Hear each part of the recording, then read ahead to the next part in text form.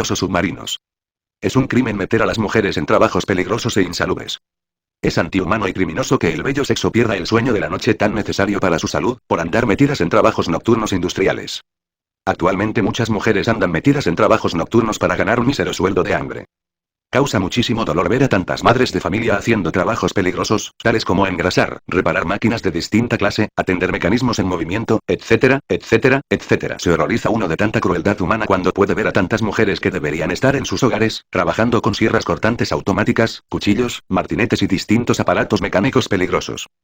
Son también muchas las mujeres que han muerto dejando a muchos niños huérfanos, por estar trabajando con explosivos fulminantes, materias inflamables, pólvora, sustancias inflamables, metales alcalinos, etc. Actualmente muchas mujeres están metidas en trabajos insalubres donde se manejan sustancias tóxicas, y por ello están expuestas a graves peligros de envenenamiento. Las leyes nada hacen para proteger a esas infelices mujeres.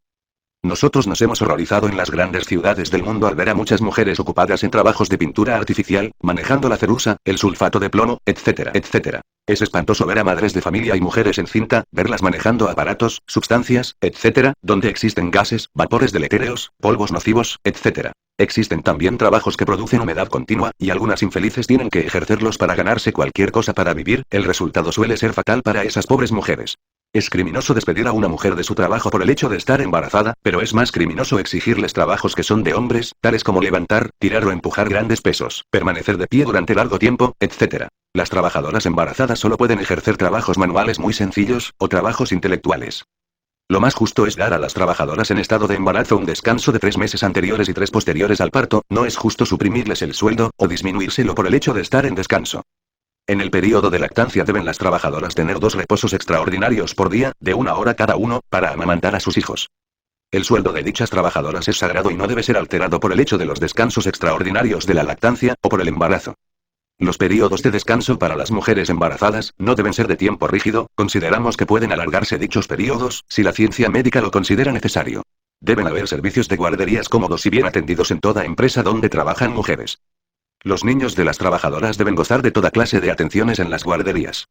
Los patrones de las empresas deben ser caritativos y por ello poner a disposición de las madres trabajadoras sillas suficientes para que se sienten. Estamos hablando para un mundo cruel y despiadado, para un mundo donde no hay orden humano. Realmente la mujer debería estar en su hogar, ese es su puesto. La mujer debería ser madre y maestra educadora de sus propios hijos en el hogar. De esa manera los hijos se levantarían con sabiduría y amor. Desgraciadamente vivimos entre bárbaros y por ello damos ideas salvadoras para salvar a esas víctimas. El Partido Socialista Cristiano Latinoamericano debe organizar a todas las mujeres trabajadoras, para luchar por estos principios, por el triunfo de estas ideas salvadoras. Los miembros del partido deben visitar todas las empresas donde trabajan mujeres, y hacer labor de proselitismo entre ellas, organizándolas para la lucha por sus derechos. Pueden establecerse comités socialistas cristianos latinoamericanos de mujeres trabajadoras. Hay que organizar a todas las trabajadoras de cada país, dirigirlas para que unidas luchen por sus derechos, ayudarlas a gestionar empleos, defenderlas, etc. Es un deber del Partido Socialista Cristiano Latinoamericano. Dentro de este caos social en que vivimos, debemos luchar por defender a las trabajadoras. Ya bastante hacen las pobres mujeres en salir de sus hogares para ganarse el pan de cada día. Ellas, que son la base y el fundamento del hogar, deberían estar en sus hogares. Desgraciadamente, debido a la falta de responsabilidad moral de los hombres, maridos, hermanos, padres de familia, etc., tienen que salir a la calle para ejercer muchas veces trabajos de hombres, violentos, duros, bárbaros.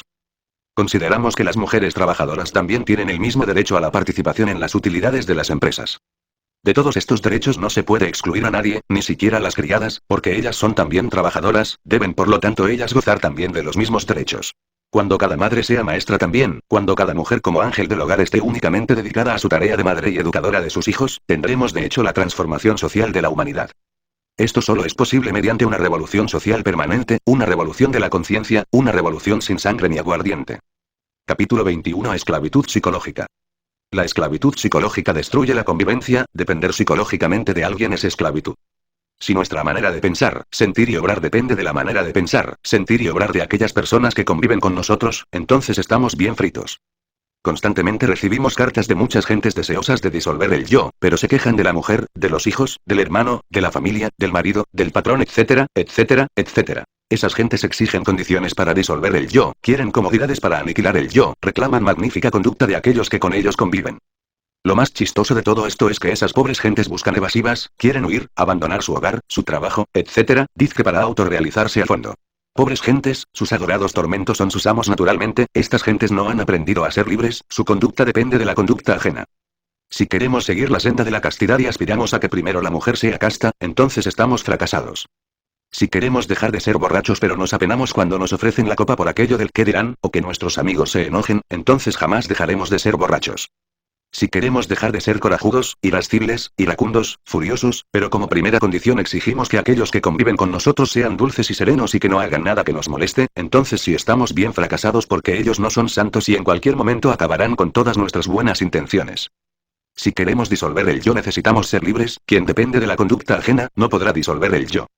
Nuestra conducta debe ser propia y muy propia y no debe depender de nadie, nuestros pensamientos, sentimientos y acciones deben fluir independientemente desde adentro hacia afuera. Las peores dificultades nos ofrecen las mejores oportunidades, en el pasado existieron sabios rodeados de toda clase de comodidades y sin dificultades de ninguna especie. Esos sabios queriendo aniquilar el yo tuvieron que crearse a sí mismos situaciones difíciles. En las difíciles situaciones tenemos oportunidades formidables para estudiar nuestros impulsos internos y externos, nuestros pensamientos, sentimientos, acciones, nuestras reacciones, voliciones, etcétera, etcétera, etcétera. La convivencia es un espejo de cuerpo entero donde podemos vernos tal como somos y no como aparentemente somos. Hemos conocido a muchas personas que dicen, yo ya no tengo ira, y a la menor provocación truenan y relampaguean. Otros dicen yo ya no tengo celos, pero basta una sonrisa del cónyuge o la cónyuge a cualquier buen vecino, para que ya estén sus rostros bien verdes de celos. Es una maravilla. La convivencia, si estamos bien atentos podemos descubrir a cada instante nuestros más secretos defectos, ellos afloran, saltan fuera cuando menos lo esperamos. Las gentes protestan por las dificultades que les ofrece la convivencia. No quieren darse cuenta las gentes que precisamente esas dificultades les están brindando todas las oportunidades necesarias para la disolución del yo. La convivencia es una escuela formidable, el libro de esa escuela tiene muchos tomos, el libro de esa escuela es el yo. Necesitamos ser libres de verdad si es que realmente queremos disolver el yo. No es libre quien depende de la conducta ajena. Solo aquel que se hace libre de verdad sabe lo que es amor, el esclavo no sabe lo que es el verdadero amor. El amor no se puede adquirir o comprar como quien compra un caballo o un traje, el amor no existe en la mente, no se puede practicar, nace en forma muy natural, simple y sencilla. Si somos esclavos del pensar, sentir y hacer de los demás, jamás sabremos lo que es amor. El amor nace en nosotros cuando acabamos con la esclavitud psicológica. Necesitamos comprender muy profundamente y en todos los terrenos de la mente, todo ese complicado mecanismo de la esclavitud psicológica. Existen muchas formas de esclavitud psicológica, es necesario estudiar todas esas formas si es que realmente queremos disolver el yo. Existe esclavitud psicológica no solo en lo interno sino también en lo externo. Existe la esclavitud íntima, la secreta, la oculta, la que no sospechamos ni siquiera remotamente, etcétera, etcétera, etcétera. El esclavo cree que ama cuando en verdad solo está temiendo. El esclavo no sabe lo que es el verdadero amor. La mujer que teme a su marido, cree que lo adora cuando en verdad solo le está temiendo. El marido que teme a su mujer, cree que la ama, cuando en realidad lo que sucede es que la teme, puede temer que se le vaya con otro, o que su carácter se torne agrio, o que se le niegue sexualmente, etcétera, etcétera, etcétera. El trabajador que teme al patrón cree que le ama, que le respeta, que vela por sus intereses, etcétera, etcétera, etcétera. Ningún esclavo psicológico sabe lo que es amor. La esclavitud psicológica es incompatible con el amor. Existen dos géneros de conducta. Primera, la que viene de afuera hacia adentro. Segunda, la que va de adentro hacia afuera. La primera es el resultado de la esclavitud psicológica y se produce por reacción. Nos pegan y pegamos, nos insultan y contestamos groserías, etcétera, etcétera, etcétera. El segundo tipo de conducta es el mejor, el de aquel que ya no es esclavo, el de aquel que nada tiene que ver con el pensar, sentir y hacer de los demás. Ese tipo de conducta es independiente, recto, justo, si nos pegan contestamos bendiciendo, si nos insultan guardamos silencio, si quieren emborracharnos, no bebemos aún cuando nuestros amigos se enojen, etcétera, etcétera, etcétera. Ahora comprenderán nuestros lectores por qué la libertad psicológica trae eso que se llama amor. Capítulo 22. Trabajo de los menores de edad. Actualmente existen muchos menores de edad que tienen que trabajar para ganarse la vida. Es necesario luchar también por los menores de edad. Es indispensable que ellos sean debidamente atendidos por la justicia social. Está bien que la ciencia médica examine a los menores de edad y les extienda un certificado, es claro que se hace necesario examinar sus organismos para saber si son útiles para el trabajo, si pueden trabajar, si están en condiciones de trabajar. Sería absurdo que las autoridades permitieran el trabajo de menores de edad en expendios de bebidas alcohólicas de consumo inmediato, cantinas, ventas de licor de toda especie, etc. Existen ciertos trabajos que no perjudican a los menores de edad. Vendedores ambulantes, empleos de almacenes de mercancías, tiendas, oficinas, etc. El gobierno debe siempre proteger a los menores que trabajan en esos establecimientos que no perjudican la moral de los menores. Los trabajos subterráneos o submarinos nos parecen demasiado peligrosos para los menores. De ninguna manera conviene enviar a los menores a trabajar en lugares insalubres y peligrosos, el organismo de cualquier menor fácilmente se enferma en lugares dañosos para la salud. Es criminoso hacer trabajar a los menores en trabajos superiores a sus fuerzas, y en todos aquellos trabajos que en una u otra forma retardan el desarrollo del cuerpo y de la mente de los menores. Por un deber de justicia social consideramos que los menores de edad no deben trabajar más de 2 horas diarias, divididas en 2 periodos de 1 hora cada uno en la mañana, otro en la tarde. Es injusto hacer trabajar a los menores en horas extras y días feriados. Los menores y los ancianos necesitan consideración especial. Es urgente que los patrones que violaren esta clase de disposiciones sean debidamente castigados pagando un 200% más del salario que corresponde al salario del trabajador. Los menores deben gozar de un mes de vacaciones cada año, ellos necesitan buen descanso para vivir sanamente. Los menores deben tener tiempo necesario suficiente para poder asistir a la escuela y centros de capacitación. Los inspectores de trabajos en toda ciudad, pueblo, aldea, etc., deben velar por la salud de los menores. Es necesario que los gobiernos exijan a los patrones un libro de registro especial, donde se anote cuidadosamente la fecha de nacimiento, el tipo de trabajo, horario, salario, etc., para controlar esto de los menores, así todo marcha muy bien.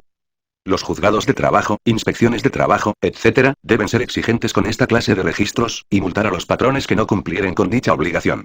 La humanidad se ha vuelto demasiado perversa y egoísta, y por ello es urgente controlar debidamente a los patrones. Los menores de edad necesitan protección del Estado, porque en ellos están puestas las esperanzas del porvenir. Hemos conocido casos que horrorizan, a muchos menores de edad les ha tocado pagar el derecho a tener un miserable empleo, con su propia sangre. Conocimos el caso de un menor que solicitó la entrada a cierto empleo de gobierno. El infeliz fue sometido a terribles vejaciones, y por último le extrajeron sangre en cantidad suficiente dique para el banco de sangre. El pobre muchacho tenía necesidad del empleo para sostener a su madre, y a pesar de ser delgado y muy muchacho, tuvo que pagar con sangre el derecho a trabajar. Hoy en día no hay piedad para nadie, compasión para nadie, hasta el derecho a trabajar hay que pagarlo con sangre. Multitud de menores pobres ambulan por las calles de las grandes capitales buscando trabajo, venga mañana les dicen, hoy no, mañana sí, dentro de 15 días. Te tendremos en cuenta para cuando haya una vacante, etcétera, etcétera, etcétera. El tiempo va pasando y tal vez su madre tiene hambre, la familia sucumbe en la miseria, el padre está enfermo y no puede trabajar, etcétera, la desesperación al fin llega, el menor se relaciona en las calles con individuos sin trabajo como él, desesperados. Algunos menores ya desencaminados lanzan ideas delictuosas pero de relumbrón, el ingenuo menor fascinado se entusiasma por tales ideas, y se marcha por el camino del delito, el robo, el asalto, el crimen, etcétera, etcétera, etcétera. La sociedad crea monstruos de lampa, gángster, asesinos, asaltantes, etc. Es urgente comprender la necesidad de proteger a los menores, solo así, solo comprendiendo sus necesidades y protegiéndolos debidamente, es posible formar ciudadanos útiles para la sociedad y para la patria. Los menores que trabajan deben ser debidamente protegidos por el gobierno. Los menores serán los mayores del mañana, y por ello es urgente darles trabajo y protegerlos debidamente. Capítulo 23. El esfuerzo. Para experimentar la verdad no se necesita esfuerzo ninguno. La gente está acostumbrada a esforzarse en todo y supone equivocadamente que es imposible experimentar la verdad sin esfuerzo. Podemos necesitar esfuerzo para ganarnos el pan de cada día o para jugar una partida de fútbol, o para cargar un fardo bien pesado, pero es absurdo creer que sea necesario el esfuerzo para experimentar eso que es la verdad. La comprensión reemplaza al esfuerzo cuando se trata de comprender la verdad escondida íntimamente en el fondo secreto de cada problema. No necesitamos esfuerzo alguno para comprender todos y cada uno de los defectos que llevamos escondidos en los distintos terrenos de la mente. No necesitamos esfuerzo para comprender que la envidia es uno de los más potentes resortes de la máquina social. ¿Por qué quieren muchas gentes progresar? ¿Por qué quieren muchas gentes tener hermosas residencias y coches elegantísimos? Todo el mundo envidia lo ajeno. La envidia es pesar del bien ajeno. Las mujeres elegantes son envidiadas por otras mujeres menos elegantes y esto sirve para intensificar la lucha y el dolor. Las que no tienen quieren tener y hasta dejan de comer para comprar ropas y adornos de toda especie, con el único propósito de no ser menos que nadie. Todo paladín de una gran causa es odiado mortalmente por los envidiosos, la envidia del impotente, del vencido, del mezquino, se disfraza con la toga del juez, o con la túnica de la santidad y de la maestría, o con el sofisma que se aplaude, o con la belleza de la humildad.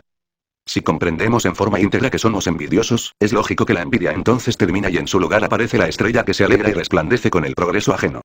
Existen gentes que quieren dejar de ser codiciosas pero entonces codician no ser codiciosos, he ahí una forma de codicia.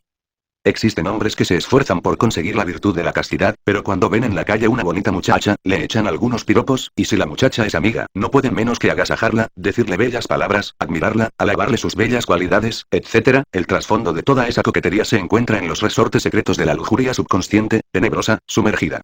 Cuando comprendemos sin esfuerzo alguno todos los juegos de la lujuria, ésta se aniquila y nace en su lugar la inmaculada flor de la castidad. No es con esfuerzo alguno como podemos adquirir esas virtudes, el yo se robustece cuando se esfuerza por adquirir virtudes.